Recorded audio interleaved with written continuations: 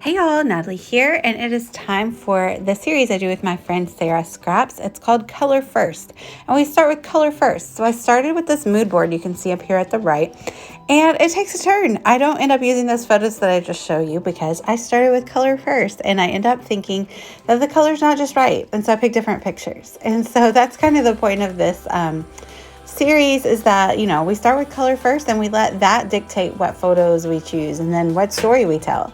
So I am starting with Speckled Egg Distress Oxide, and I'm just going to create a border around this white cardstock. I do not have any gesso on this cardstock.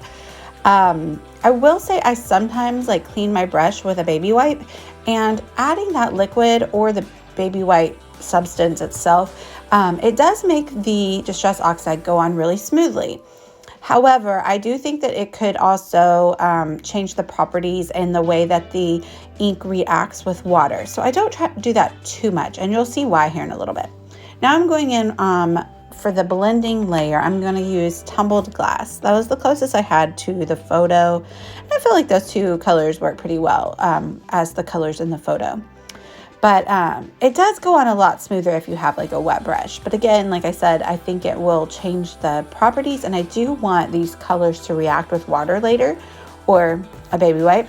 So I try not to do that too much, because I will say I've done this on top of gesso before, and that changes the way that these react as well. So the last color I'm going in with is Hickory Smoke. It's the far left color on the inspiration piece there. It's Hickory Smoke Distress Oxide, and it's a really dark gray, but I don't make it too dark because I don't layer it up. I just kind of do the one layer and blend it in really well because I wasn't going for a dark look on my page. So I do that all around the edges, and then I go back through with the additional colors and smooth things out. So it's kind of splotchy. So once I get my base layer down, I do go back in and I kind of blend out the other two blue colors. I don't think I add any more gray, but I do add a little bit more blue and just kind of blend them into one another. And there's the finished product, and I'm happy with that. It's not perfect, but that's okay, because what I'm doing now is I'm taking this raindrop stencil and I'm rubbing my baby wipe through it. And it's just giving it this mottled look. So it picks up the color. You can see that it left the raindrops on the page. So I love that look. It looks like it's been left out in rain, or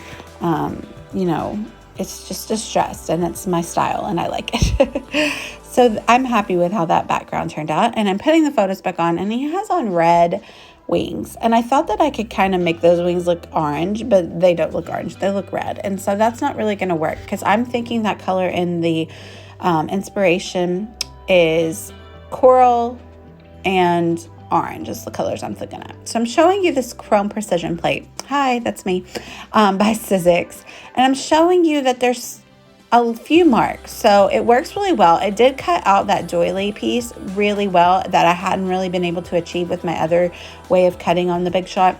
But it did leave a few marks. So I don't know that it's going to be indestructible. Some of the marks you could kind of scratch off, and I'll show you again later as well, because I do use it a lot for this layout. So I'm just inking up some cardstock with those two orangey colors. And I pick new photos, I cut them out in circles, and with those inked cardstocks, I cut out additional circular dies. So I cut out part of the doily. I'm showing you here, I cut out a lot of stuff. I cut out alphas as well.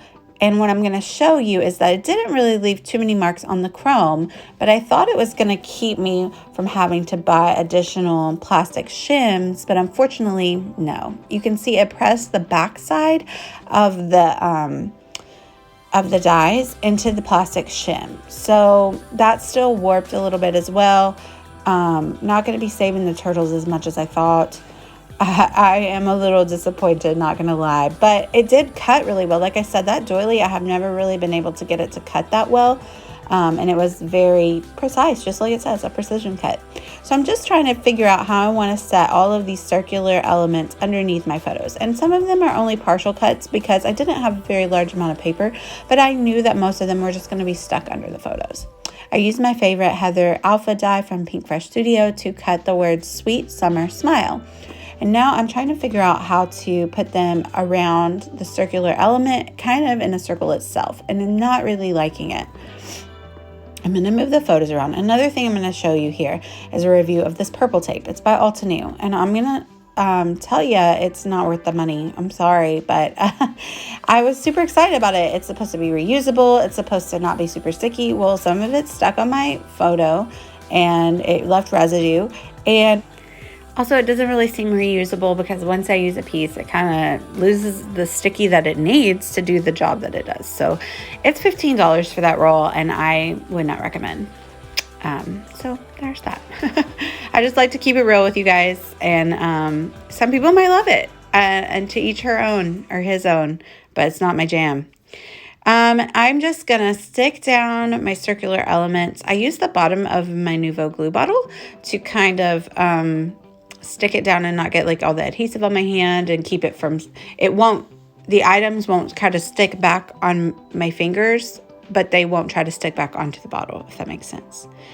So again, I only cut partial elements because I knew that they would be tucked behind photos. So I'm just arranging them so that you can't see the edges where there's not die cut. And I'm liking the way this looks a lot better. And I love that little rainbow up there. It feels so whimsical. These photos are from a vacation a couple years ago. And so I have a separate vacation album, but I do like to put photos in my 12 by 12, like chronological family album that will point a viewer to like, hey, there's a whole trip that is left out of this album. You need to go find another album. Ideally, that's like my thought in my process in my head, that would be what happens when someone comes in and is looking at all my albums. Obviously that never happens, but so I have this cute little die from, I think that's Momentum, maybe, I'm not sure. And I die cut the clouds alone out of some white foam. And so I'm going to use those to fill in the cloud spaces that it left. And I'm super happy with how that turned out. And so that inspired me to actually change my idea of how I'm going to use the letters. And I end up using the insides of the letters, the full white, because I liked the full white cloud and the way that it popped. And so I thought, well, let's keep that like little theme going and use like a full white letter instead of the outline of the letters. I haven't decided that yet though, because you'll see me like playing again with the outline of the letters. Like I said, I cut the word sweet summer smile. It's too much. So it's just too much for this little area of space. Maybe if I had a few more photos and it was spread out more, but the word summer, especially with all those M's, is really big. So I actually start and I exclude the word summer and it works a lot better. And then I decide to do sweet and smile, just kind of like wrapped around the individual photos rather than trying to do a full circle around the entire grouping. And I feel like that looks more succinct and it just lends to the design better. So I like to just talk these things through with you and let you know what I'm thinking when I'm going through the design process, because it's a process. It's not like I knew what to do right off the bat, you know? So that is much better to me. I like it a lot better. So now I'm just going to embellish. I have these little tags that are like beach themed. And so one of them I used a beach ball and the other one I think I'm just going to put some hearts on it. But I grabbed this Photo Play Collection Paprika. I love it. But it's one of the like exact right orange color. And I was going to get this paper and I was like, self, you have 1 million pages of paper. Do not get this paper. Use the entire paper. Make it be really sturdy. So since I trimmed off a little bit of the edges off screen, you didn't see that, but in order to border it with this orange paper, I am going through with my ink pad and I'm just going to ink up the edges a little bit so you can see that darker color, and it makes it pop off the bordered piece well. So I'm just going to adhere that down and use that entire sheet of paper like the crafty hoarder that I'm trying not to be. And what's next? I'm really happy with how this turns out. I'm about to pop up the color inspo again, and I'm super happy. I feel like I got all the colors in, and I really like the way it looks. So I have a little smiley die with sunglasses because it was summer and we were sitting outside eating. And I have this beach ball. I'm going to pop it up on some foam tape. But first I'm going to tie a really floppy twine bow, and sometimes I like to let my bows flow, but sometimes I like to control the way the bow looks. And today's going to be a day that I want to control the bow. So I'm going to put a lot of little dots of glue to just kind of control where the ribbon sits and falls and hangs. And I'm going to do that again up at the top with the second little tag that I have there after I fill it in with a couple little puffy hearts. I guess they're more like enamel hearts. Those are by Illustrated Faith. I decided to stick those on top of the orange doily after I tie an orange bow to match the other one. And I didn't pop that up. I popped up on foam tape the other tag and the little smiley man, but I left that one flat. And now that I say it, I'm not really sure why. I can't remember, I'm sorry. But I'm just situating where I want my bow to be with little dots of glue. I guess because I already had the popped up clouds, so I felt like that was 3 popped up elements and that was enough. I don't know. Or just because I wanted to. I grabbed some, what is it called?